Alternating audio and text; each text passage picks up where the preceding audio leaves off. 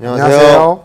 훈이와 범입니다. 현재 성인병 중에 가장 흔하고 많은 사람들이 관심 있어 하는 당뇨에 대해서 알아보는 시간을 갖기로 하겠습니다. 오늘 당뇨라는 거는 정의가 어떻게 되나요? 당뇨니까요. 예. 소변 안에 설탕이 있다 이 말 아닌가요? 그렇겠죠. 그런데 그거를 뭐 어떻게 그러면 그 진단을 내리나요? 뭐 소변을 맛을 보나요? 어떻게 된 건가요? 저도 좀 찾아보긴 했습니다만은 이게 어떤 유래로 해서 이름이 지어졌는지는 우리가 찾지 못했습니다만은 예, 예. 아마 어떤 이유로 어떻게 알게 됐겠죠. 예, 예. 옛날에 뭐 역사책 보면은 뭐 임금님이 소변 본 거랑 뭐 대변 본 거랑 뭐 어이가 맛도 보고 했다고 그러는데 뭐 그래서 알아낸 거 아닐까요? 그렇죠. 그렇지만 뭐 현대 의학적으로 정의를 보면은 소변에 당이 있다는 거 그거 전에 혈당 수치가 정상보다 높은 거, 그죠? 혈액에 있는 포도당 수치가 정상보다 높으면은 당뇨라 그러는 거죠. 예. 그렇죠. 예. 예. 그리고 우리 당뇨가 또 우리가 흔히 얘기할 때 두 가지 타입으로 나뉘는데요. 그죠? 예, 그렇죠. 예. 그렇죠. 우리가 흔히 알고 있는 타입 1, 타입 2가 있는데 타입 1은 예.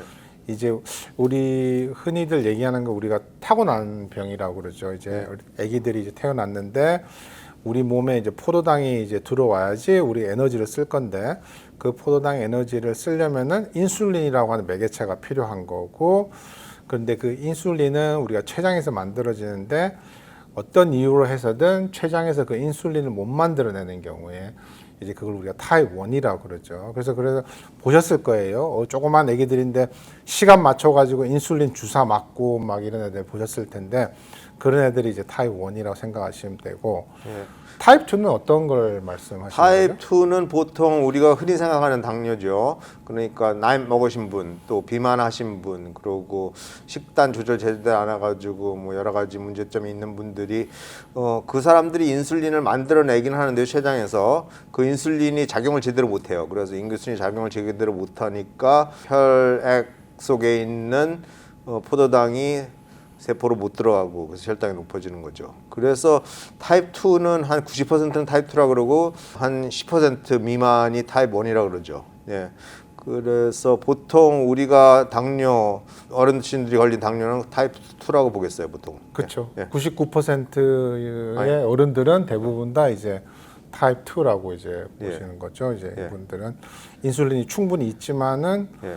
인슐린을 쓸 줄 모르니까 몸에서 이제 결국 그래서 우리 흔히 인슐린 저항성 이런 말도 들어보셨을 거예요. 아마. 네, 예. 인슐린 저항성. 이런 인슐린 저항성이 문제가 되는 분들은 이제 타입 2 어른들, 그 애들은 인슐린을 못 만들어내는 경우에 타고나면서부터 이제 그런 애들을 타입 1이라고 이제 예. 얘기를 하는 것 같습니다. 그럼 어떤 사람들이 당뇨에 걸릴 확률이 올라가는 건가요? 타입 2를 우리 얘기하는 거죠, 그죠? 네, 네. 이제 주로 이제 가족력이 있는 분들 그러시겠죠. 그리고 이제 우리 흔히 알고 있듯이 이제 비만, 복부 지방이 많이 생기고 이제 활동을 많이 안 하시고 이런 분들이 이제 복부 비만이 이제 쌓이다 보면은 이제 인슐린 저항성이 이제 서서히 생기기 시작하는데 이제 이런 것들이 이제 결국 당뇨를 일으키는 원인으로 알고 있지만은 아직 정확한 명확한 이제 기전은 아직까지는 아직 잘 모르고 있죠. 예.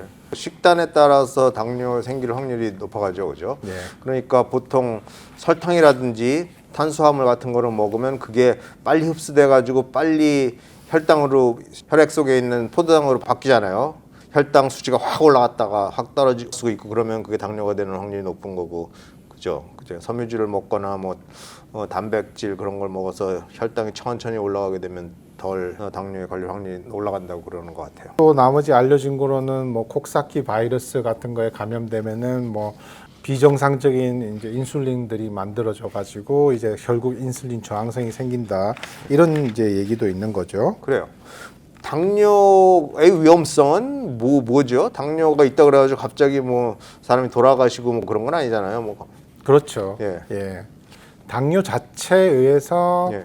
이제 뭐 사망을 한다든지 이런 경우는 이제 아주 드물다고 보셔야 될 거의 거예요. 타입 1에서 그럴 수가 있죠. 갑자기 그쵸. 혈당이 뭐 진짜 뭐 800, 1000 그렇게 올라가면은 예. 몸에 그 밸런스가 완전히 깨져가지고 그렇죠. 탈선 혈수로 그로 돌아가실 분이 있지만 예. 당뇨의 가장 무서운 종은 이렇게 만성적인 합병증이라고 보는 거죠. 그렇죠. 그죠? 예. 가장 흔한 당뇨의 합병증으로 본다면은 이제 혈관 질환을 알 수 있을 텐데요. 네. 이제 결국 우리 흔히 알듯이 동맥경화증을 유발시키는 것들, 그리고 당뇨가 있는 분들이 이제 쉽게 동맥경화증이 생기고 네. 모든 우리 몸에 있는 모든 혈관에 결국 동맥경화증이 생기다 보니까 작은 혈관부터 서서히 이제 막히기 시작하면서 네. 여러 가지 문제가 생기게 되는데요. 혈당이 세포 속으로 들어가지 않고 혈액성에 남아가지고 그러면은 혈관들에 뭐 안 좋은 자극들을 주나 보죠. 우리 혈관벽에 이제 마모를 일으킨다고 생각하시면 될 것 같아요. 네. 보니까 혈관벽에 마모를 일으키면은 그 마모된 혈관벽에 동맥경화증이 생기기 시작하는 거고 이제 그게 시간이 지나가다 보면은 이제 혈관이 막히게 되는 건데. 그러네요. 예, 그럼 혈관이 막히게 되면은 뇌혈관이 막히면은 뇌졸중, 그렇죠, 심장 혈관이 막히면은 심근경색. 그렇죠. 그 다음에 뭐 다리나 팔에 있는 혈관이 막히게 되면은 말초성 혈관 질환이라고 그래가지고 예, 예. 그죠. 그 당뇨 있는 분들 왜 발가락 자르고 뭐 예. 이런 분들 많이 보셨을 거예요. 발가락 자르고 발목 자르고 예, 뭐 그렇죠. 다 이제 그런 혈관 질환 때문에 생기는 겁니다. 그 혈관 질환뿐 아니고 또 당뇨가 있어가지고 혈당이 높으면은 신경에도 손상이 온다 그래요. 그래가지고 말초 신경, 그러니까 말초 혈관뿐 아니고 말초 신경에도 문제가 생겨가지고 이런 사람들 있잖아요. 당뇨 있는 사람들 많은 분들이 특히 발바닥 같은데 막 찌릿찌릿하고 막 뜨겁고 아프고 쑤시고 그러면서 감각이 점점 떨어져가지고 걸을 때도 약간 균형이 안 잡히고 특히 껌껌한 데서 걸으면은 그러면서 방바닥에 뭐 떨어져 있는 뭐 뾰족한 거를 모르고 그냥 밟아가지고 왜냐면 감각이 떨어지니까 그러면서 상처가 나면 또 말초 혈관 질환으로 해가지고 상처도 잘 아물지 않고 그런 걸로 해가지고 절단하는 경우로 발전하는 경우가 많죠. 그죠? 예. 예. 합병증이라 그러면 신장, 그 키드니, 콩팥에 문제가 생겨가지고 신장 부전을 생겨가지고 뭐 투석하고 신장 이식받아야 되는 게. 근데 제가 알기로는 당뇨로 인한 신장 질환이 제일 큰 원인으로 그쵸. 알고 있고요. 예. 망막, 눈에 있는 망막에 또 손상이 와가지고 눈이 머는 사람들, 그리고 눈에서 망막에 출혈이 생겨가지고 뭐 시력장애가 오는 사람들 그런 거가 있어요. 그러면은 당뇨를 내가 어떻게 하면 당뇨를 빨리 이제 찾아낼 수 있을까요? 예, 뭐 여러 가지 전조 증상이라고 볼 수 있겠죠. 당이 높아가지고 소변이 많이 나오면은 소변을 자주 가게 되고 또 소변을 자주 가면 탈수 현상이 나니까 목이 많이 마를 수가 있고 그 다음에 자기도 모르는 사이에 당뇨가 있어가지고 합병증으로 벌써 발전하고 있으면 발바닥이 뭐 저리거나 감각이 무딜 수가 있고 망막에 문제가 생기면 시야가 뿌옇게 될 수가 있고 뭐 여러 가지 것들. 그런데 지금 말씀해 주신 이런 것들은 실은 예. 이미 많이 진행됐을 때 나타나는 증상이죠. 그렇죠. 그러니까 가장 중요한 거는 주치의를 정해가지고 정기적으로 진단을 받게 되면 특히 연세가 뭐 40살 이상, 그쵸. 50살 정도 되면은 그때부터 주치의를 정해가지고 정기적으로 진단을 받으면은 그런 거 당뇨가 있는지 혈압이 높은지 그런 거 아니면 고지혈증이 있는지 그런 건 다 기본적으로 체크하는 거니까 그렇죠. 그렇게 할 수 예. 있을 것 같아요. 빨리 피 검사를 해가지고 우리가 미리미리 예비 당뇨일 때 알아내는 게 훨씬 더 이제 중요할 것 같습니다. 예. 그래요. 피 검사로 알아낸다 그랬는데 어떤 피 검사가 있는지 옛날에는 우리가 막 공복 혈당이 뭡니까 이래서 네. 막 아침 식사하시기 전에 혈당 체크를 꼭 하세요. 막 네. 그래서 막 손가락 끝에 찔러가지고 막 피도 내고 막 이랬는데 요즘은 예. 좀 그거는 그렇게 많이 요즘도 뭐 쓰긴 합니다만은 이제 그거보다는 우리가 흔히 히모글로빈 A1C라고 하는 혈액 검사를 많이 하죠. 이제. 예. 헤모글로빈 A1C는 지난 한 3, 4개월 동안에 혈당이 어느 정도로 조절됐는지 종합적으로 알려주는 어떤 이런 피검사 중에 하나인데 예. 아주 간단한 피검사니까 제 예. 생각에는 헤모글로빈 A1C 한번 해보시면은 쉽게 당뇨인지 당뇨가 아닌지를 알 수 있을 것 같습니다. 예, 수치로 제가 알기로는 히모글로빈 A1C가 6.5나 이상이면 당뇨고 그다음에 5.7에서 6.5까지면은 예배 당뇨, 예. 프리다이비티스라고 예. 볼 수 있고 5.7 미치면은 정상이라고 볼 수 있는 예. 걸로 알고 있어요. 예. 예. 그러면 당뇨의 합병증이 무서운 거니까 당뇨를 예방하려면 아니면 지금 예비 당뇨에서 그걸 당뇨로 발전시키는 걸 방지하려면 어떤 방법이 있죠 지금? 식이요법이 더 중요하겠죠. 그렇죠? 예. 예. 예. 너무 탄수화물을 이제 좀 섭취를 줄이시고 예. 또 이제 운동도 열심히 하시고 운동 예. 중에서도 뭐 유산소 운동이라고 달리는 거, 뭐 걷는 거, 뭐 수영이라든지 아니면은 뭐 어떤 운동이든지 그러니까 이렇게 숨이 차게 만들어지는 이런 운동을 하시는 것도 중요하고요. 예, 그러고 하는 이유 중에 하나가 비반을 방지하는 거죠. 그렇죠? 그쵸. 왜냐하면 비반이 있으면 인슐린 저항성이 생겨가지고 당뇨로 발전할 확률이 높으니까. 예. 그렇죠. 예. 그리고 어떤 의사분들은 또 뭐 이렇게 그 혈당을 많이 소모하려면은 근육이 많이 커져야 되기 때문에 이제 네. 근육 운동도 좀 해주는 게 좋다라고 예. 얘기를 하시던데요. 네, 근데 그렇죠. 이제 미국 심장학회에서는 이제 실은 이제 뭐 이렇게 근육 운동이 꼭 필요하다 이렇게 얘기는 하진 않습니다. 근데, 그래요. 예. 예, 예. 당뇨 있는 사람들은 근육으로 가는 프로틴이 생기는 게 좀 어렵잖아요. 그래가지고 어떤 사람들은 당뇨 있으면 또 살이 빠져가지고 옛날에는 뭐 마른 당뇨라고 그런 얘기도 있은 것 같은데. 그렇죠. 그죠? 예. 예. 그래서 옛날에는 막 이렇게 당뇨 우리가 흔히 얘기할 때 뚱뚱하고 막 배가 이렇게 튀어나오고 이런 분들이 이제 당뇨를 걸리지 마른 분들은 당뇨에 걸리지 않는다 그래가지고 이런 생각했었는데 마른 분들이 당뇨에 걸리니까 이걸 마른 당뇨라고 이런 말을 썼었는데 요즘은 이제 크게 이렇게 구분하는 것 자체가 이게 큰 의미가 없습니다. 왜냐하면 어차피 이런 분들이 당뇨가 생기게 된 원인은 이제 인슐린이 몸에 있어도 이거를 제대로 쓰지 못하는 인슐린 저항성 때문에 생기는 거기 때문에 요즘은 크게 구별하지 않고 치료도 뭐 구별해가지고 따로 하지 않습니다. 예. 그래서 이렇게 식이요법하고 운동 열심히 하고 그런데도 당뇨가 생겼다. 그러면은 뭐 아무래도 약을 써야겠죠. 무슨 그렇죠. 근데 요즘 보니까 뭐 약들이 여러 가지가 많이 나왔어요. 당뇨약으로. 그래가지고 보통 당뇨도 이제 혈압 조절하는 것 같이 한 가지만 쓰지 않고 뭐 두세 가지, 서너 가지까지 쓰는 약들이 있더라고요. 여러 그쵸. 가지 약을 예. 한꺼번에. 예. 그래요. 복용하는 약 말고도 아니면 그게 안 된다든지 아니면 타입 1 당뇨같이럼 인슐린 자체가 안 만들어지는 경우에는 아무래도 인슐린을 사용해가지고 당뇨를 혈당을 조절하는 거죠. 그렇죠. 예. 예.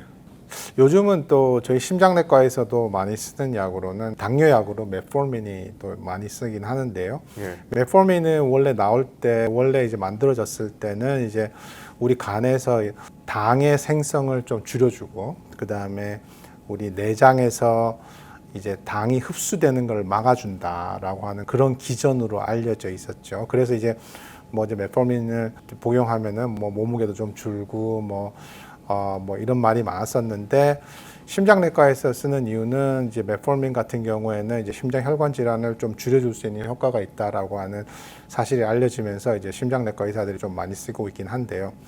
요즘은 당뇨약이 너무 종류도 많고 복잡하기 때문에 그거는 저희가 다음 시간에 한번 다시 시간을 잡아가지고 자세하게 당뇨약의 여러 가지 기전이라든지 뭐 주의사항에 대해서 말씀드리겠습니다. 네.